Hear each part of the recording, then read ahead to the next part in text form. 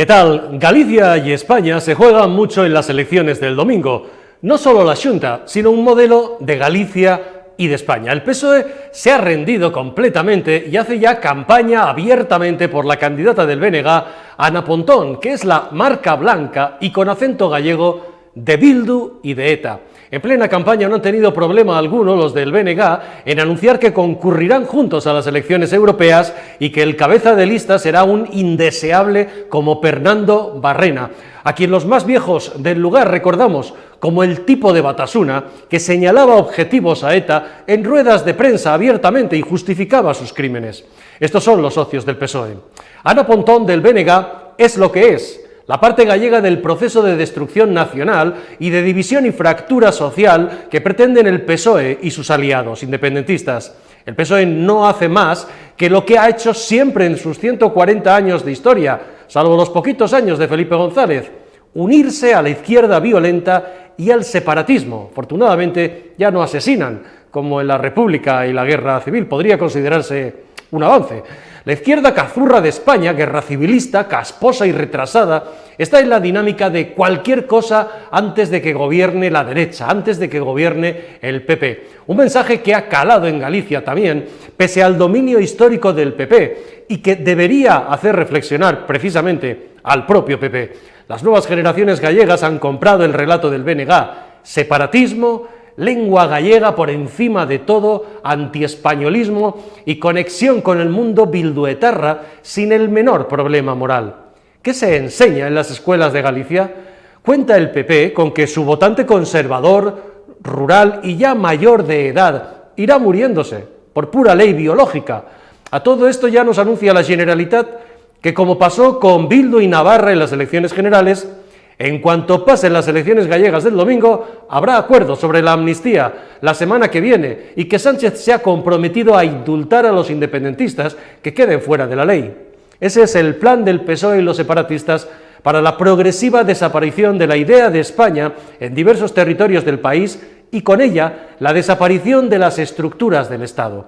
Mucho tiene que ver con eso lo que ocurre en Cádiz, en el Estrecho. El narco ha sustituido al Estado con la connivencia de Sánchez y de Marlaska. En este caso, para favorecer las redes de hachís, tabaco, cocaína e inmigrantes que enriquecen a gerifaltes del régimen de Marruecos, cada vez más relacionados con otras redes colombianas y europeas de droga, gracias a la impunidad con la que actúan. Marlaska y Sánchez han dado vía libre al narcotráfico en el Estrecho, mientras Pepiño Blanco y su consultora Acento son el lobby de Marruecos en Europa. Esto es lo que hay. Mafias que trafican con los inmigrantes entre fardos de hachís.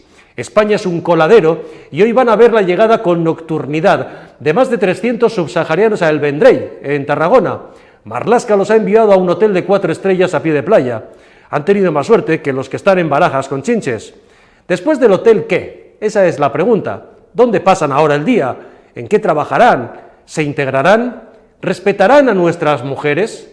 Hace poco el Ayuntamiento del Vendrell, gobernado por el PSOE y el PP conjuntamente, pedía a la Generalitat más mozos. Tendrá que ver o no con el aumento de su población inmigrante, lo tienen que decir los especialistas, pero lo cierto es que las cifras de criminalidad en el Vendrell están desatadas desde hace unos años. Un incremento de más de un 26% en el primer semestre de 2023, según los datos del propio Ministerio de Marlaska. Aumentaron las violaciones con penetración, los hurtos y los robos con y sin violencia. Estos son los problemas de la gente que a Sánchez no le interesan, sino que se lo digan a los agricultores a los que el ministro Planas ha plantado hoy cuando ya estaban en la puerta del ministerio. Y se ha quedado tan pancho, como ya no hay tractoradas que salgan en los telediarios, pues le importa un carajo el tema. Los madrileños han aplaudido, lo van a ver, el paso de los tractores por la ciudad, pero a Planas y a Sánchez les trae al fresco. ¿Para qué engañarnos? El interés de este gobierno se centra en contentar a Marruecos, a los narcos y a Puigdemont. El resto le importamos un pito. Bienvenidos a La Antorcha. Bueno, y en La Antorcha con Hugo Pereira y Patricia Sanz. ¿Cómo estáis? Buenas tardes a los dos. Un placer, buenas tardes. Bueno, antes que nada, última hora, porque decía yo, claro, Planas ha plantado, Patricia, a los agricultores esta mañana, estaban citados esta mañana los agricultores en el Ministerio de Agricultura y han llegado además se había pedido permiso, la policía municipal les ha escoltado con sus tractores por Madrid. Van a ver enseguida la escena de cómo la gente les aplaudía masivamente por las calles, pero ha llegado el ministerio y se han encontrado que Planas ha dicho en la puerta del ministerio que no había reunión. Vamos a ver esa escena y ahora nos cuenta Patricia, porque finalmente, claro, visto el escándalo del plantón, el señor ministro ha dicho esta tarde, bueno, pues venga, les recibo, no sé, estaría después de la siesta o algo así. Esto es, fíjense cómo recibían los madrileños a estos 20 tractores que iban a esa reunión con Planas esta mañana.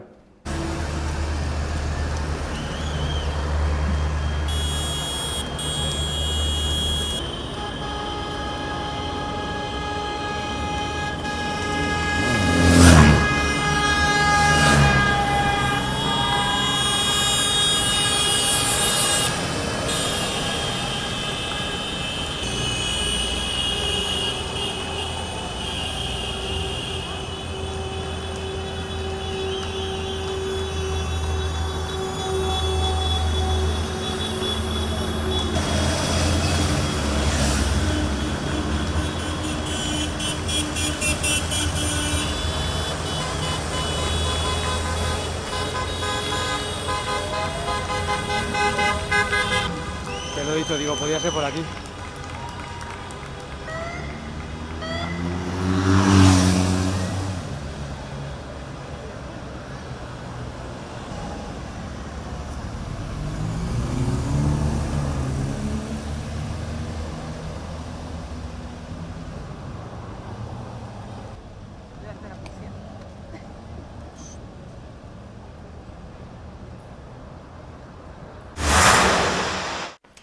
Bueno, y cuando han llegado al ministerio, ¿qué ha pasado? Pues ha pasado lo que se van a encontrar, lo que han visto, que en la puerta del ministerio la policía y la Guardia Civil les ha dicho que el ministro que no estaba, que no había reunión. Algunos han tirado algunos huevos y algunas naranjas, pero se han encontrado con que han sido los policías de la puerta los que les han dicho pues no hay ninguna reunión prevista.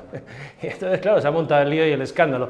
Y claro, como sí que han salido, así sí que han salido en el telediario, Patricia, el asunto es que esta tarde el ministro ha convocado a las asociaciones, ¿no es esto? Finalmente, a las 5:30 en punto, como bien decías, Vicente, después de la siesta, bueno, pues el ministro ha decidido convocarles y según pasen los acontecimientos sabremos si les ha dado algún tipo o no de motivo. Lo que sí que sabemos es que, como bien dices, pues parece que al ministro no le supone una gran, cuestión el hecho de que lleguen tractores hasta la puerta de su ministerio. Pero, sin embargo, y veremos algo en este sentido publicado en OK Diario mañana, esto está dando que pensar a las propias asociaciones de agricultores y puede que se unan bajo un mando único, lo cual podría ser bastante beneficioso a efectos de las protestas y sobre todo a efecto del golpe que puede generar en grandes venas o en grandes ciudades como puede ser la capital. O sea, mañana hay que leer OK Diario y tendrán ustedes novedades. Has estado en las últimas horas en Bruselas, porque este tema, los agricultores han ido allí, estuvieron con el comisario europeo y no se cortaron un pelo, creo, ¿no? No se cortaron un pelo, se trató de una reunión, Vicente, que llevaba ya muchos meses programada, pero que casualmente ha coincidido con todas estas protestas. Digamos que era la primera gran reunión entre todas las asociaciones agrícolas españolas y el comisario europeo del ramo, el de Agricultura y Desarrollo Rural de la Unión Europea. Es una reunión que tuvo lugar en el Parlamento Europeo y que, como bien indicas, primero se reunió a puerta cerrada junto con el convocante, que en este caso era Vox, liderado por Jorge Buxadé. Se reunieron a puerta cerrada con las asociaciones agrícolas y fue uno de los representantes de Asaja, digamos la principal, ¿no? Sí. El que directamente le pidió la dimisión al comisario europeo, una cuestión que, por cierto, en su cara y además bajo la presencia de los medios de comunicación. Lo que pasa que en ese momento, como era puerta cerrada, no podíamos grabar, pero bueno, los que estuvimos allí lo vimos. Era un momento, digamos, más, se supone que era una reunión más política, un momento para poner sobre la mesa, como así hicieron consejeros autonómicos de Vox, de poner sobre la mesa cuestiones muy concretas. Oiga, pues por ejemplo, echemos un poco de freno atrás, decían, al tema del Pacto Verde, o cuestiones muy específicas, proyectos de lo de la granja a la mesa, cuestiones muy específicas. Bueno, pues Asaja decidió, para sorpresa del resto de asociaciones, todo hay que decirlo, porque no se lo esperaban, por lo que hablamos con ellos, hablo de COAG, Unión de Uniones, el resto de asociaciones, que se atreviese a pedir la dimisión del comisario europeo. Y además, Vicente, llama la atención porque si lo pensamos, este comisario poco va a poder hacer. Le quedan pues apenas 2-3 meses de mandato, porque como bien sabemos, las elecciones europeas son a principios del próximo mes de junio. Ajá, están todos de salida ya. Este señor es húngaro, les evitamos el nombre porque ¿para qué? Da igual, además le queda Hugo poquísimo de estar en el convento, pero claro, Hugo, esto es el pan nuestro de cada día, ¿no? Se monta la que se monta la semana pasada con las tractoradas espontáneas que a través de redes canalizan el cabreo real del campo. Sale la gente, es verdad que no pueden, esta gente tiene que trabajar, tiene todos los días que arar sus tierras, tiene que dar de comer a los animales y no puede estar todo el día en una carretera. Y finalmente estas tractoradas se relajan un poco y entonces el ministro les pega a plantón. Este es el talante, ¿no, Hugo? Pero es que todos sabemos ya que el gobierno de España, el gobierno de Sánchez, solamente actúa si ve que tiene algún tipo o que reporta algún tipo de interés a la actuación, ¿no? Es decir, el tema de los agricultores, ya sabemos todos, reconocemos todos cuál es la posición del gobierno, ¿no? La posición del gobierno es que son una panda prácticamente de fascistas o movidos por la extrema derecha, lo hemos escuchado ya en su momento, ¿no?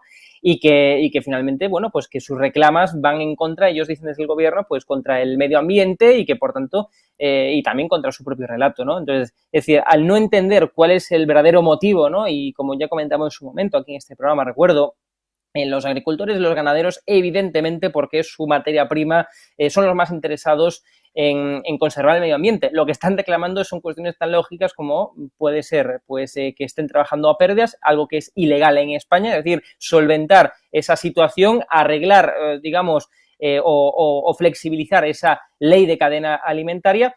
Y otras reclamas tan importantes como pueden llegar a ser todas esas exigencias, ¿no? Que creadas desde un despacho en Bruselas, pues se les aplica a todos los lugares, sin ir más lejos, aquí de España, sin tener en cuenta las condiciones climatológicas, sin tener en cuenta, pues prácticamente nada, ¿no? Las diferencias entre los diferentes lugares, los diferentes cultivos. Entonces, están reclamando cuestiones lógicas, pero a este gobierno, como se ha dado cuenta que uno, no le reporta interés esto, es decir, las reclamas, evidentemente, los agricultores va en contra de su relato hegemónico tanto en cuanto al medio ambiente y en segundo lugar, nos han calificado ya de extrema derecha. No reportan un tipo de interés electoral a este gobierno y todo lo que nos reporte interés no actúa, ya lo sabemos. Bueno, ya el propio Planas dijo que estas tractoradas estaban manipuladas, con lo cual ahora mismo está reunido con la fachosfera. No sé si luego Sánchez le pedirá explicaciones. Asuntos, decíamos, que importan a la gente. En definitiva, esto... o por ejemplo el asunto de la inmigración y la forma en la que los inmigrantes, este gobierno los va colocando donde puede, como puede, en vez de cortar la frontera, pues les deja pasar y luego van pasando. Vean estas imágenes, lunes por la noche el Vendrell Tarragona, vean estas imágenes, Hotel Gran Europa, 4 estrellas, el Vendrell Tarragona, zona turística, ida y llegada, escoltados por la Policía Municipal y atendidos por la Cruz Roja, de 2 autobuses, que luego fueron 3 y creo que 2 por la mañana, llenos de inmigrantes subsaharianos, que evidentemente vienen de la zona del Estrecho o de Canarias, en uno de esos vuelos patera que ha montado el gobierno y que va distribuyendo sin avisar a las autoridades locales o a las autoridades autonómicas y en el más mínimo cuidado. Bueno, saludamos a Sergio Macián, que es diputado de Vox en el Parlamento de Cataluña y que estuvo el lunes por la noche ahí. Sergio, gracias por acompañarnos. ¿Qué tal, Vicente? Buenas tardes y un saludo también a los contertulios de la mesa. Pues efectivamente, esas imágenes las grabó el equipo de Vox en Tarragona y permíteme antes que haga una... Es que es muy triste ver, y a raíz de las imágenes que has puesto con anterioridad sobre las tractoradas, cómo tenemos que asistir, ¿no?, a la ruina del sector primario, de nuestros agricultores, de nuestros ganaderos, de nuestra pesca, de nuestro sector pesquero, que también en Tarragona es muy importante, y a la par observar cómo el gobierno de España destina cientos de miles de euros, quizá millones de euros, pues en este favorecimiento de la inmigración ilegal, en este efecto llamada y bueno, pues en distribuir de una manera silenciosa, de una manera oculta, con nocturnidad, pues a tantísimos, ¿no?, inmigrantes ilegales que están llegando a las costas de Canarias.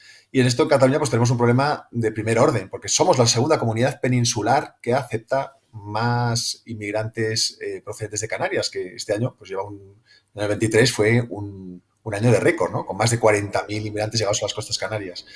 Y sí, efectivamente en este episodio pues nosotros recibimos una información, fuimos allí a contrastarla y a tener datos de primera mano, porque creo que la labor también de un político no es solo una fiscalización parlamentaria, es una fiscalización también en la calle para hacer labor de oposición y hay que tener información de primera mano y pudimos observar cómo llegaban al Vendrell, pues, pues fueron en este caso 4 autobuses en la noche del día 13 y un autobús más en la mañana del día 14, ¿no?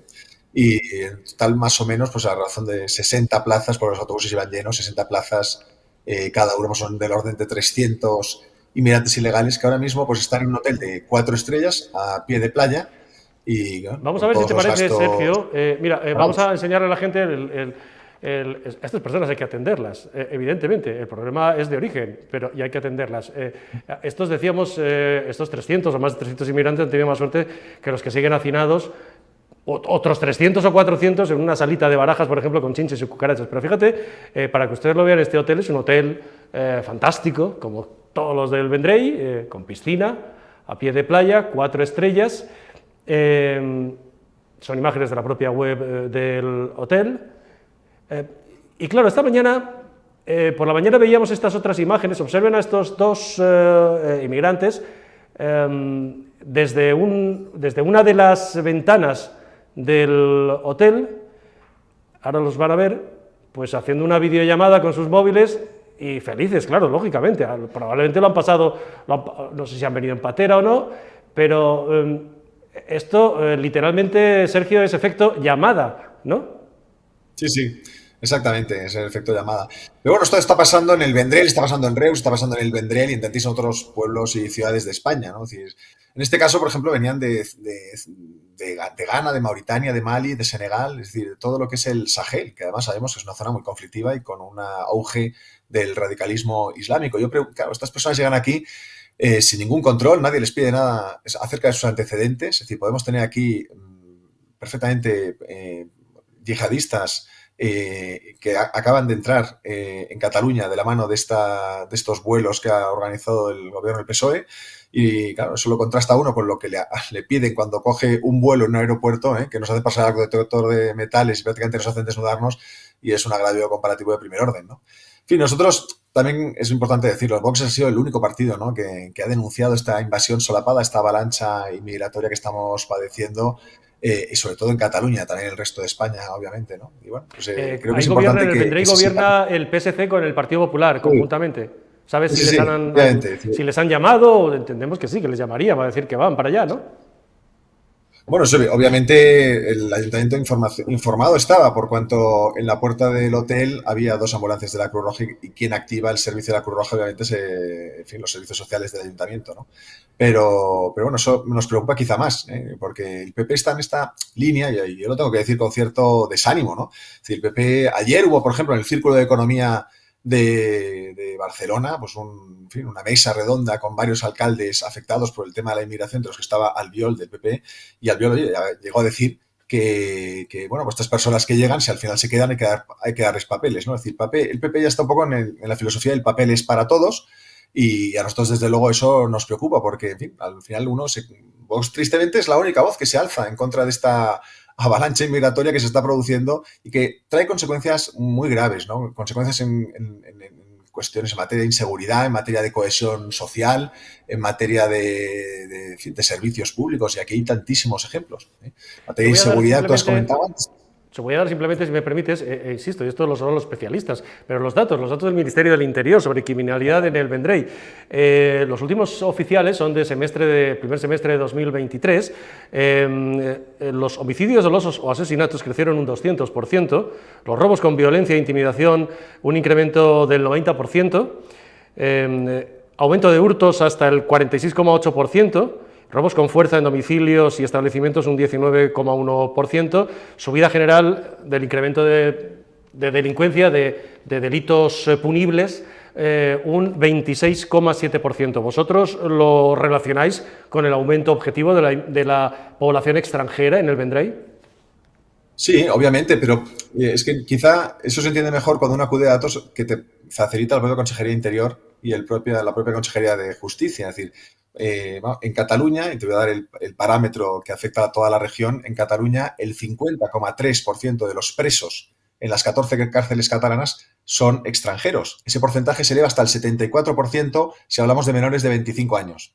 En cuanto a los detenidos, ya no los que están presos, los que son detenidos. En el año 2022, datos de la Consejería, el 60% de los detenidos, 6 de cada 10 detenidos en Cataluña, era extranjero.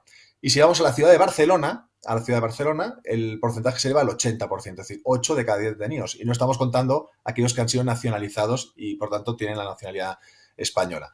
Es decir, es un dato absolutamente objetivo y a este problema, pues nadie le está poniendo el cascabel. Es decir, nadie lo está denunciando. Yo creo que Vox es el único en este caso, como decía, que, bueno, pide que se enbride esta situación desbocada. Además, con soluciones que hemos planteado nosotros varias iniciativas parlamentarias a este respecto.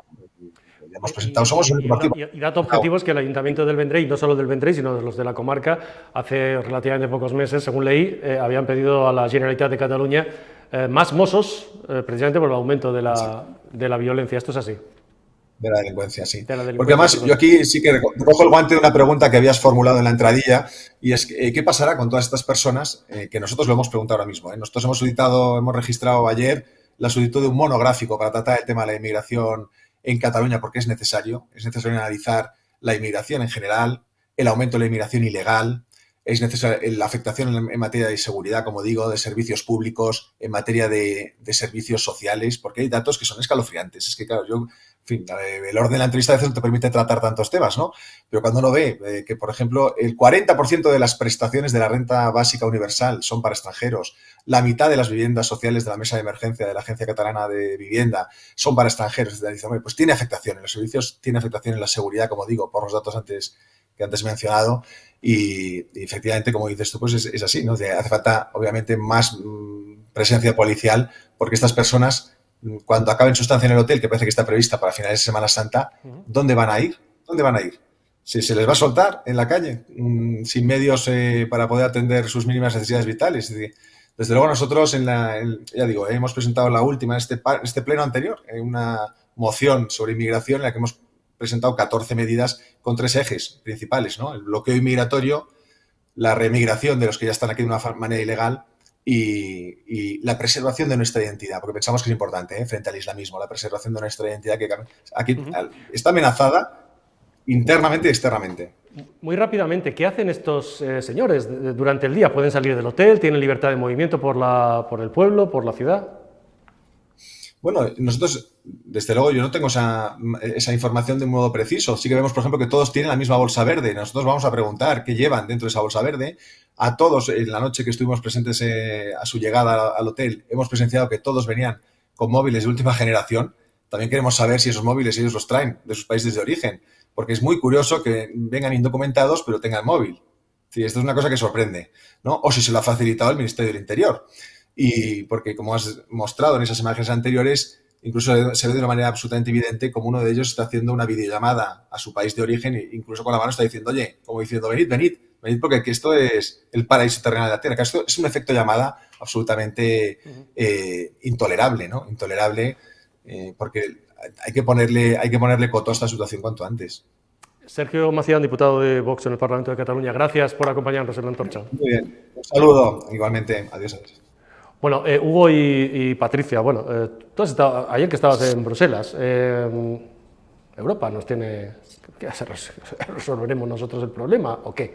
Lo cierto es que no sé si pretenden o no que lo resolvamos, pero sí que están preocupados porque precisamente ayer en la Eurocámara se aprobó el reglamento Eurodac, que fue impulsado por Vox, y ya solo queda su aprobación, que puede producirse en marzo o abril plena, y a través del mismo, de este reglamento, lo que se va a permitir es evitar esos efectos secundarios de los que tú hablabas, ¿no? Que entren, por ejemplo, por territorio del sur de Europa, véase España, véase Italia, y que esta gente acabe sin que las autoridades se enteren en Bélgica, en Francia. Entonces, ¿qué es lo que se pretende con este reglamento? Y así lo contiene. En primer lugar, que se pueda identificar a inmigrantes ilegales de hasta 6 años de edad para arriba, es decir, ya no de hasta 14, 16 creo que era hasta la fecha, sino incluso niños, porque estamos conociendo cada vez más casos, ya no solo de adolescentes, sino bueno, en fin, pues la tristeza de ver cómo lanzan al mar a niños para que lleguen al territorio comunitario. Y en segundo lugar, otra serie de datos que sí que permitirían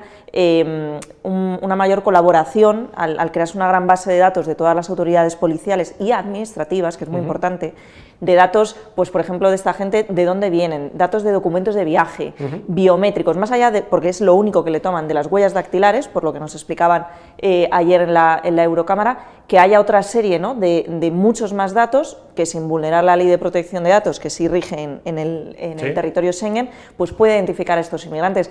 Claro, yo creo, esto ya es una opinión personal, que pues todos los eurodiputados se están asustando, porque al final, si tú vas a ciertas ciudades del norte de Francia, de Bélgica, la propia Bruselas, hay barrios donde no se puede entrar, donde la policía a partir de las 7 de la tarde, esto me lo contaba una persona con la que estuve cenando el otro día, no se puede entrar porque primero ellos guardan la costumbre de que no vaya la policía por la noche de siempre, no de antes de, es decir, de antes de la inmigración, por una cuestión de ruido, pero es que ahora con más motivo hay ciertas partes de grandes ciudades capitales europeas donde no se puede entrar. Entonces, por volver a tu pregunta, ¿está haciendo algo Bruselas?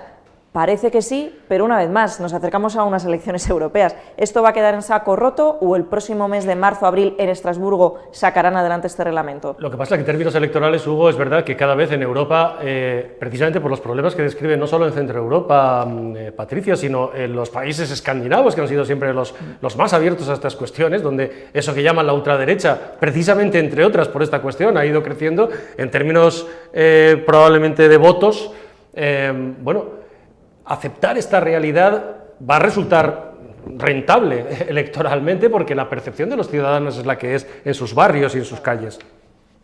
No, y además de forma transversal. Yo creo que llegará un momento en que incluso hasta la izquierda se dé cuenta de que le afecta también esta cuestión a los gobiernos de izquierda que gobiernan, no solamente aquí en España, sino que a nivel europeo y a nivel mundial, y se van a dar cuenta que esto al final va a acabar afectando, porque ya lo comentamos en un momento. El problema no es con la inmigración, no es con el acoger a personas, no es con el acoger evidentemente a niños, a jóvenes, a mayores que tienen todo el derecho del mundo mundial a tener, evidentemente, y al estar en unas condiciones dignas. Faltaría más, ¿no? Faltaría más. Máxime España, que es un país en donde la migración, tanto inmigración como emigración, pues es parte de nuestra historia, ¿no? Aquí el problema está en dos cuestiones básicas y fundamentales. Uno, la capacidad, es decir, hay zonas, un país tiene zonas en donde bueno, pues es incapaz de acoger a más personas y que los recursos públicos, los recursos incluso hasta privados, pues estén disponibles para todos. Hay una cuestión de gestión, una cuestión de capacidad que yo creo que es más que evidente, y luego otra, lo que ya comentamos aquí, es una cuestión de seguridad.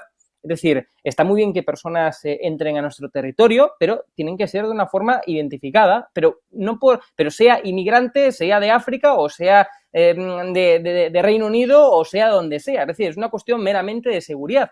Si cometen algún tipo de delito en el extremo, ¿no?, que se comentaba aquí, que esto evidentemente habrá uno entre 1 millón de casos que se cuela un yihadista, ¿vale? Pero insisto, sea cual sea el delito o lo que se cometa, tiene que estar identificada esa persona. Pero no es una cuestión de que sea magrebí o no. El magrebí, el de Reino Unido, el que viene de Berlín, todo el mundo tiene que estar identificado que entre en un país por cuestiones meramente y puramente de seguridad.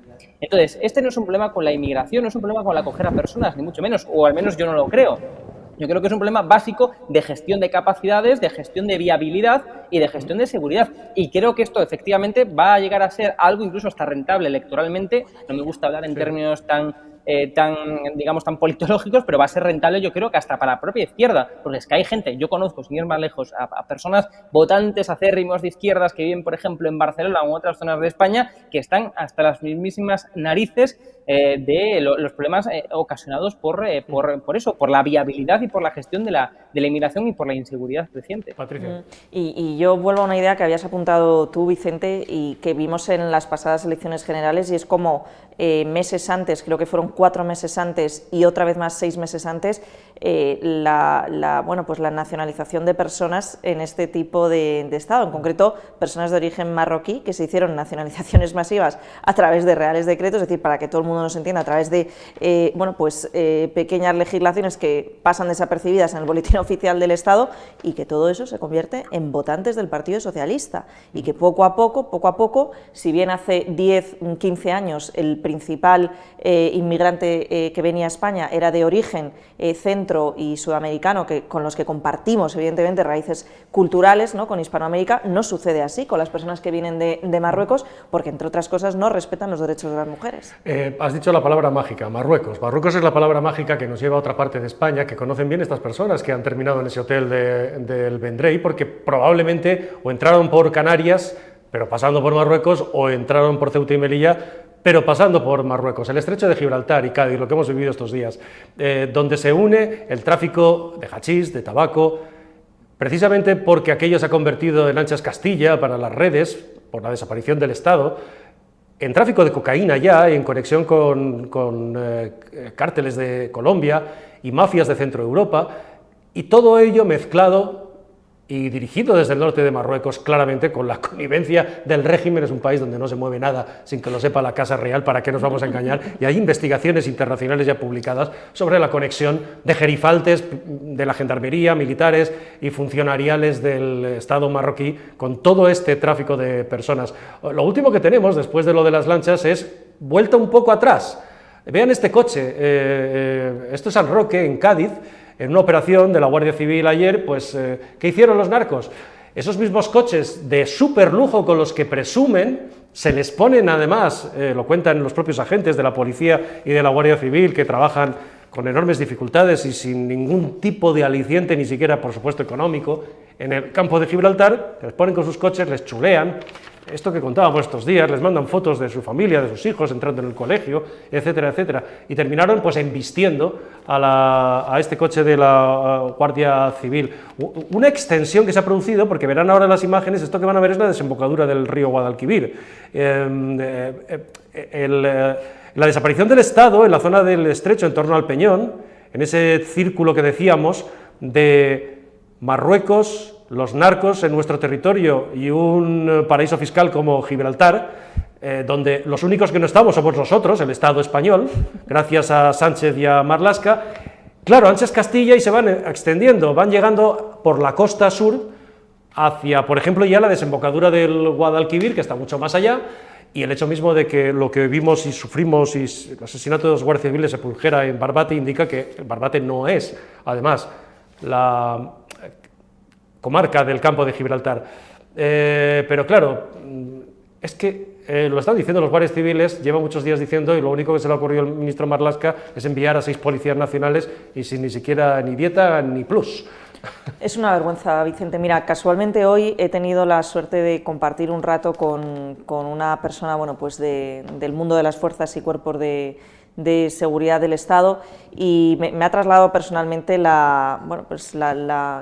siempre se había invertido poco en materia de defensa, se han hecho muchas diferencias dependiendo de qué cuerpo se trate, pero ahora mismo ellos, y no voy a decir de qué ramo era esta persona, se están haciendo uno porque ven que Marlaska les está chuleando.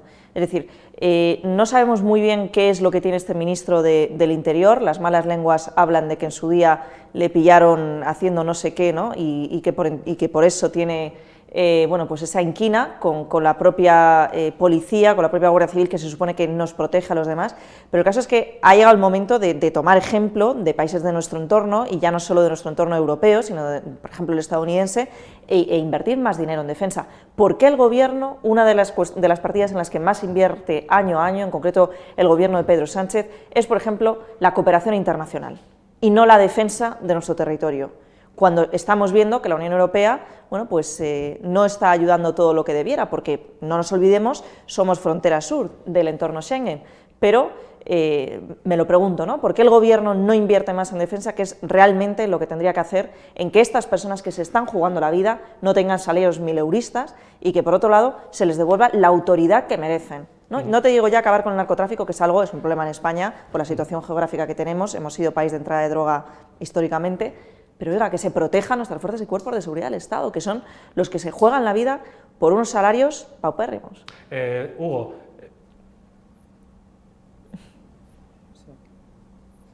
Sí, Hugo, adelante. Sí. Vale, pensaba que ibas a hacer una pregunta, quedó un poco cortado.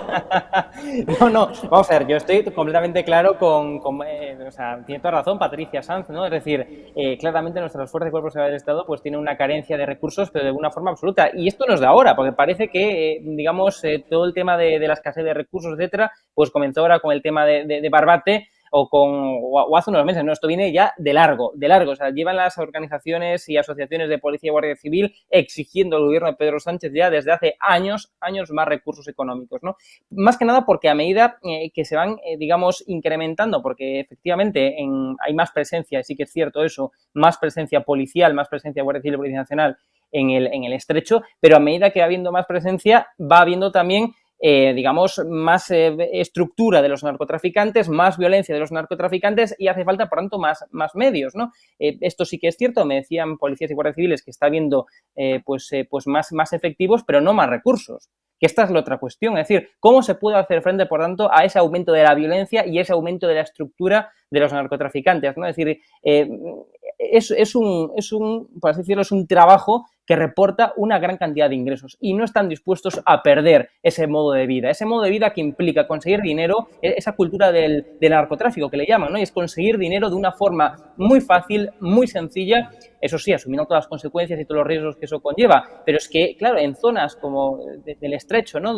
Por ejemplo, donde no hay prácticamente, bueno, pues un empleo o una capacidad de encontrar empleo, sobre todo para los más jóvenes, pues fácil, evidentemente, cuando ven que el narcotráfico les reporta ingresos rápidos y fáciles, pues se meten ahí. Entonces, es que es un problema de base mucho más gordo, ¿no? Básicamente es que ha desaparecido el Estado. Esa es la realidad, porque claro, yo os contaba el lunes, contaba cómo un altísimo mando de la Policía Nacional en 2018, entre el procés catalán y la sentencia, los violentos incidentes de la sentencia del procés, me dijo, hay dos, en activo, altísimo mando de la policía, me dijo, hay dos zonas de España donde el Estado ha desaparecido, una es Cataluña, y me preguntó, ¿y la otra?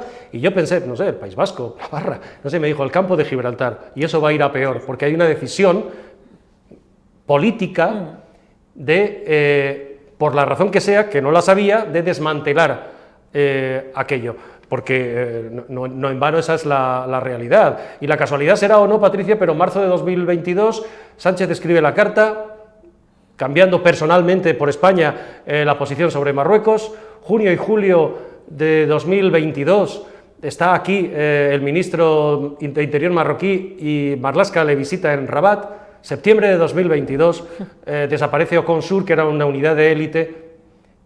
Yo hablaba hace unas horas con una persona que me contaba algunos detalles del miedo que les tenían. Les oíamos a 20 kilómetros, a 20 millas venir y venían acojonados, me decía literalmente esta persona, y les esperábamos, ¿sabéis cómo? Hundidos en la arena en la playa. Les teníamos a raya y desapareció. Hay que pensar mal, Hugo, es que mientras el señor Blanco y su consultora, en la que está medio PP, hace lobby por Marruecos y ha conseguido, decías tú, la ayuda de cooperación. Más de 650 millones ha conseguido Pepiño Blanco en cooperación para Marruecos, aparte de la votación aquella del Qatargate, que solo los socialistas españoles votaron en contra cuando se podría llamar perfectamente Marruecos Gate. Esa es la realidad, y el Pegasus, ¿no? ¿Pensamos mal y acertaremos, Hugo? Bueno, yo creo que en política a veces es muy pertinente pensar mal y acertaremos, ¿no? Efectivamente. A ver, yo lo que creo que, insisto, es que hay muchos intereses contrapuestos aquí. Yo lo que creo es que el vídeo que veíamos estos días en Barbate habla por sí solo. Es decir, que tuvieran disponible tan solo una Zodiac, es decir, de unos 500 kilogramos frente a una narcolancha de unos 200.000 euros, con toda la potencia en motores de más de 5.000 kilos. Es decir, las imágenes hablan por sí solos, ¿no? Pero es que hay muchos intereses contrapuestos y yo creo que efectivamente, como decía antes, el problema es mucho más de base que incluso incrementar presencia policial, sino que hay que incrementar presencia policial, hay que incrementar recursos y hay que de alguna forma ver lo que lleva a tantos jóvenes a meterse en el narcotráfico, es decir, en el tráfico de drogas. Que yo creo que esa también es la base y es otro problema que tiene que atajar el Ejecutivo, el Gobierno de España. ¿Cómo es posible que haya que se esté acrecentando esa cultura del narcotráfico, como se denomina ya? Es que hay muchos problemas, ¿no? De fondo, y hay al final también pues muchos intereses, como estamos diciendo, contrapuestos, que hacen que las soluciones pues sean muy difíciles de adoptar. Patricia. Lo que no tiene sentido, insisto, es que haya una Zodiac frente a una narcolancha. O sea, eso no entra en la cabeza de nadie, y tan solo por eso, además de tantas otras polémicas y escándalos que salpican a Marlaska, pero solamente por eso que hubiera una Zodiac frente a una narcolancha tendría que dimitir. Y es que no hay más. Absolutamente. Y se le tendría que caer la cara de vergüenza a este ministro de presentarse en el funeral de una señora a la que le han matado, en fin, a su marido, ¿no? Que se ha dejado la vida ahí por todos nosotros, por la falta de medios que con la aquiescencia de Interior se produjo en esas circunstancias. Quienes han tenido mucha suerte van a tener mucha suerte. Decíamos lo del Vendrell. Decíamos, el alcalde del Vendrell pedía Mossos.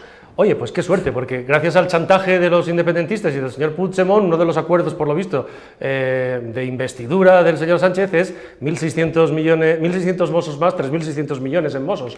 Hace poco publicábamos, creo recordar, era Roberto, cómo le daban por la transición ecológica 40 millones del Gobierno de España a los Mossos, 40 millones. Con 40 millones la Guardia Civil, el Ocon Sur, despeja unos cuantos narcos en el estrecho de Gibraltar, pero ha tenido mucha suerte y hoy nos anuncian, Patricia y Hugo, que pues lo que esperábamos, que la semana que viene, en cuanto pasen las elecciones gallegas, anuncia la Generalitat que va a haber acuerdos sobre la amnistía y que el Gobierno, lo que quede fuera de la ley de amnistía, pues los va a indultar. Les ha prometido el indulto, Hugo. Bueno, pero tengo que decir una cosa, antes de nada, el PP tiene que aprender de esas cosas. Es decir, ya lo hemos visto en Navarra cuando esperaron hasta después de las elecciones para demostrar, ¿no? ese apoyo de Bildu y ese acuerdo con Bildu en Navarra para que ahora esté gobernando Chivite, ¿no? Es decir, el PP también tiene que comprender que esas son las formas, ¿no? que tiene, son las reglas del juego que ha puesto encima de la mesa el gobierno, es decir, engañar, tergiversar, esperar hasta el último segundo cuando le compensa electoralmente o políticamente hablando, y por tanto tiene que aprender estas formas, ¿no? Es decir, que estamos viendo por parte del PSOE. Claro, el PSOE va a esperar hasta el lunes para que esto no le afecte el domingo en las elecciones, como esperó, como decía en su momento en Navarra, para que no le afectara en las elecciones del D3J, en las elecciones generales, ¿no? Ese acuerdo del PSN con Bildu que toda la vida negaron. Jamás llegaremos a un acuerdo con Bildu ni en País Vasco ni en España, jamás. Bueno, pues ahí lo tenemos, ¿no?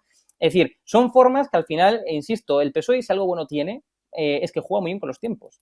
Es que juega muy bien con los tiempos. Y nos puede gustar más o nos puede gustar menos que lo vaya a poner encima de la mesa el acuerdo de la amnistía este lunes, pero es que sabe jugar a la perfección con los tiempos. O sea, en términos de estrategia política, ciertamente es que es un partido que prácticamente no tiene competencia, ¿no? Y más allá de eso, más allá de esta cuestión de estrategia política, lo que creo es que, bueno, era la crónica de una amnistía anunciada, ¿no? En que iban a llegar a un acuerdo, yo creo que estaba meridianamente claro. Ahora la cuestión es ver en qué términos, a ver en qué ha sido el gobierno, porque estoy convencido que Junts no ha dado marcha atrás. Junts no va a salir ahora diciendo, bueno, no, ahora no hay amnistía integral. Bueno, no, ahora el terrorismo se queda como está. No, seguro que Junts apretó y seguro que Junts consiguió algo. La cuestión es ver qué consiguió este lunes. Yo, la verdad que con todo este tema de la amnistía, suelo decir que creo que hay una intención deliberada por parte del Gobierno de España, encabezado por Pedro Sánchez, por acabar con la democracia tal y como la conocemos. Y solo una cosa, cuando las palabras pierden su sentido, cuando amnistía deja de significar amnistía, cuando terrorismo deja de significar terrorismo, y así con tantos términos, cuando las palabras, ¿no?, en definitiva se vacían de contenido, pues los ciudadanos entonces a lo mejor se salen a la calle y empiezan a preguntarse si de verdad este régimen, en el buen sentido de la palabra, este régimen democrático que tenemos sirve para algo, ¿no? Y esto no es una llamada a la acción ni nada más, ¿no? Es simplemente un análisis, pero a mí me da francamente miedo porque, sobre todo, buena parte de los españoles que nos regimos por esta Constitución que tenemos actualmente no la hemos votado. Es decir, que si las reglas que no hemos votado encima no nos sirven, pues se puede producir algo mucho más gordo. Lo bueno es que todavía, incluso esos españoles que no votamos esta Constitución, recordamos el ruido de las bombas de ETA en buena parte de las ciudades de España, porque aunque éramos pequeños entendíamos que eso no estaba bien Y lo más importante es que sigamos recordándoselo a las generaciones que vienen por debajo. No puede ser que personas que han matado a otras personas por motivos políticos o personas que han malversado bienes de todos y que se han saltado la justicia y que por eso han huido fuera de España, pues ahora nos enfrenten a la ley. Y creo que en este sentido el rey dio el otro día un discurso muy importante y un toque de atención, ¿no? Diciendo que los jueces pues tienen que respetarse, ¿no? esas decisiones en clara referencia a las cuestiones del Tribunal Supremo. Por tanto, cuidado, porque si la democracia muere, la paz social tal y como la conocemos muere con ella. Y sí que es verdad además que casualidad o no también, pero el letrado, iba a decir el letrado de las Cortes, pero el letrado de Sánchez en las Cortes, el señor Galindo estableció además ese plazo de 15 días que casualmente para reventar las enmiendas después de aquel no, que empieza a sonar un poco teatro aquel no de Junts a la amnistía porque venían las gallegas y las encuestas del PSOE son lamentables, pueden quedarse en 10 escaños el próximo domingo y casualmente ese plazo para presentar enmiendas va a acabar 3 días después de las elecciones, vamos, que tiene el lunes, martes y miércoles que viene para... Igual resulta que no, pero para llegar a un acuerdo que, dice la Generalitat, ya está prácticamente previsto. Va a tener que escuchar el señor Feijóo eso de, después del jardín ese que se metieron solos en el PP, del off the record famoso, diciendo las cosas que dijo, la alta fuente del PP, pues va a tener que escuchar cuando diga Sánchez, Hugo, no, bueno, y los que no, indultados, como dice hoy la Generalitat. Bueno, le va a decir Sánchez, oiga, es que usted dijo que indultados también, sí, con todas las condiciones, pero que indultados. Bueno, yo sigo manteniendo que lo que dijo Feijóo, o sea, yo sigo manteniendo que Feijóo, el PP, pues tuvo un error estratégico, evidentemente, en comenzar con este debate, ¿no? Digamos, a una semana de las elecciones gallegas. Seguro que lo dijo, ¿eh? Y dijo más cosas. Sí, bueno, pero dijo, sí, pero yo creo que lo que dijo. Y que probablemente, perdóname, Hugo, y probablemente es verdad que no cambie para nada la posición del Partido Popular, pero en definitiva es lo que decíamos el otro día, ¿y para qué se meten en este jardín a una semana de las elecciones? No, para que nos dejan preguntar en Moncloa. Palabras dejan un claro, pozo ¿para qué al final, y que genere la ceremonia de la confusión que van a utilizar que van a utilizar sus oponentes políticos. Esa es la realidad. En eso estamos completamente de acuerdo, pero más allá de eso, yo creo que al final lo que se refería a Alberto Núñez Feijóo, más que nada porque lo he estado hablando con otras personas de la dirección del Partido Popular, y lo que me decían es que, a ver, claramente para poder recibir un indulto hace falta condiciones, pero no que lo diga Feijóo, sino que están estipulados en la ley. Es decir, si leemos la ley de, digamos, del parrafito de indultos, ahí estipulan condiciones, con lo cual un indulto siempre, queramos o no, va a estar condicionado, claro. Lo diga Feijóo o no diga Feijóo. Claro, pero efectivamente eso es así. Entonces, ¿para qué te metes en este jardín? Porque es verdad que en esos off the record, cuando el señor Feijóo bebe cerveza sin alcohol y tostada, 0-0. Sin alcohol. Con lo cual, no hay que pensar que fueron los efluvios de las burbujas. De las burbujas, para nada. Pero ¿para qué te metes en eso diciendo efectivamente lo del condicionado? Claro. Porque además es que en la legislatura pasada lo que ofreció el gobierno Sánchez fue el indulto. Y ya dijeron todos estos que no están dispuestos a pasar por todas esas condiciones que el señor Feijóo decía. No. En definitiva, se metieron en un jardín, un poco relajados, una vez más, a una semana de las elecciones, como pasó el 23J, que se metieron en el otro jardín, en terrenos donde no es su terreno, es el terreno donde quieren que estén los demás. Pero Pedro Sánchez hay que reconocer que, que concedió esos indultos sin cumplir con las condiciones, y a eso volvemos. Es decir, los indultos que concedió Pedro Sánchez es que precisamente se pueden criticar porque no cumple con las condiciones, entre otras el arrepentimiento expreso, entre otras, bueno, pues todo lo que marca la ley, porque los indultos, a diferencia de la amnistía, son legales. Y esta es la realidad, los indultos son legales, ¿no? Y para poder, eso sí, para poder otorgarlos, que lo puede otorgar el gobierno, hace falta cumplir unas condiciones que no se cumplían y que no se cumplen. Entre otros, que el tribunal juzgador esté de acuerdo y considere que hay condiciones. Claro, porque estos señores han dicho que tururú. Con lo cual, el meterse en ese jardín es completamente absurdo a una semana de las elecciones y sobre todo es darle la opción a que la semana que viene el señor Feijóo se tenga que escuchar en el Congreso, oiga, pero es que usted dice, sea verdad o no, pero ya es liarle, y además activar un voto de Vox que es muy importante el próximo domingo, Patricia, porque ese voto, Vox reconocen que no van a sacar nada, esa es la realidad, pero tienen todo el derecho a presentarse y por tanto esos 20 y tantos mil votos que se supone según las encuestas van a salir, pueden ser votos que le resten al Partido Popular. Pronóstico de los dos para el domingo, revalida la mayoría absoluta del PP, no. Y vemos a Ana Pontón, que es Bildu ETA en Galicia. Yo no descarto ese Bildu gallego en Galicia, por desgracia, y sí que pienso como tú, Vicente, que el botón de Vox se puede pulsar con esos 20 y tantos mil votos. Recordemos que además han recibido el apoyo, que no se lo esperaban, a pesar de las buenas relaciones de Milei.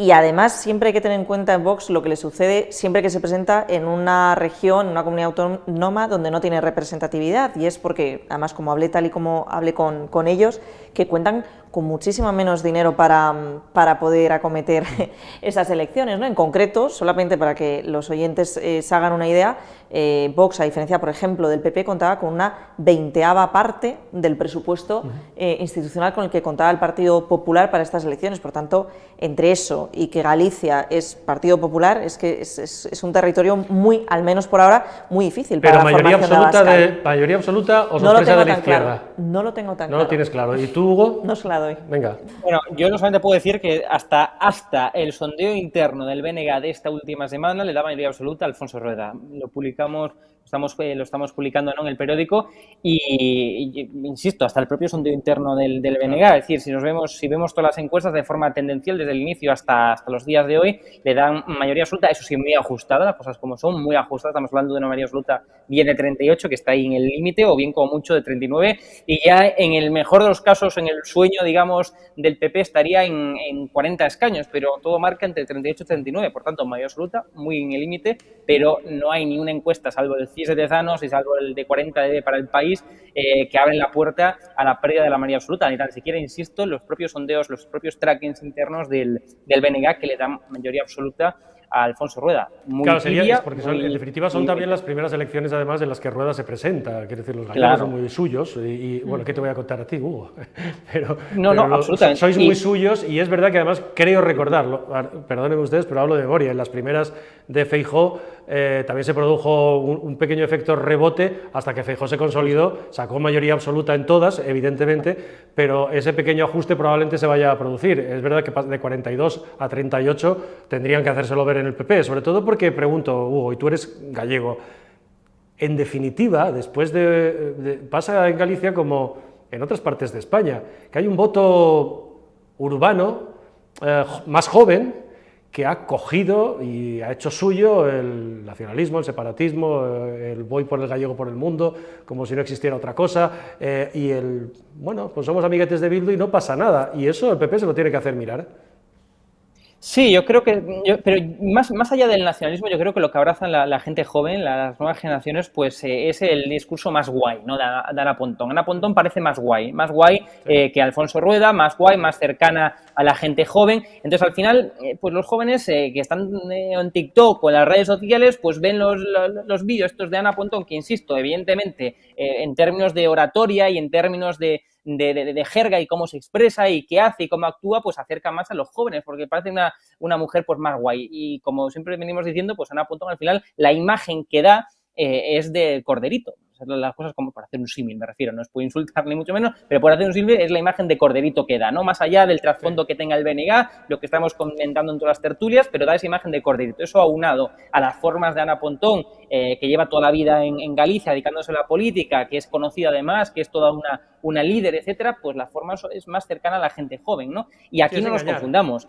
Si Alfonso, es marketing político, fijo, ¿no? Claro. Es marketing político puro y duro. Y lo que está claro es que si Alfonso Rueda gana las elecciones, no va a ganar Alfonso Rueda el superlíder político, va a ganar el sucesor de Feijóo, que sigue todavía con ese apelativo. Entonces yo espero que al final Alfonso Rueda pues vaya generando ese liderazgo en estos próximos años, que en las próximas elecciones en Galicia, dentro de 4 años, pues sea ya el que se presente el líder Alfonso Rueda y no el sucesor de Feijóo, porque la gente pues no se refiere muchas veces a Alfonso Rueda, se dice, bueno, el sucesor de Feijóo, el que siga a Feijóo. Bueno, pues esperemos ya que dentro de 4 años sea el líder Alfonso Rueda y que se presente el candidato Alfonso Rueda y no el sucesor de Feijóo.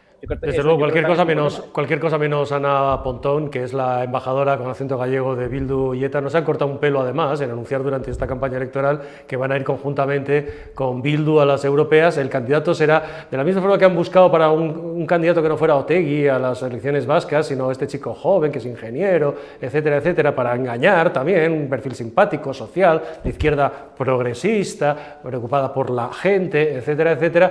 En las europeas no han tenido problema y han puesto como cabeza de lista, y ahí estará el BNG también, a Fernando Barrena, que es un indeseable, y todos lo hemos sufrido, los más mayores del lugar los sufrimos en su momento, tranquilamente. Para los más jóvenes del lugar amenazaba de forma sutil, en las ruedas de prensa, cuando citaba a alguien, un periodista de Madrid o algo así, ya sabía que se tenía que poner escolta y luego justificaba los crímenes. Este es el individuo que irá codo con el BNG, con Ana Pontón, en las elecciones europeas. Bueno, el domingo me acordaré que estaréis los dos en el programa especial.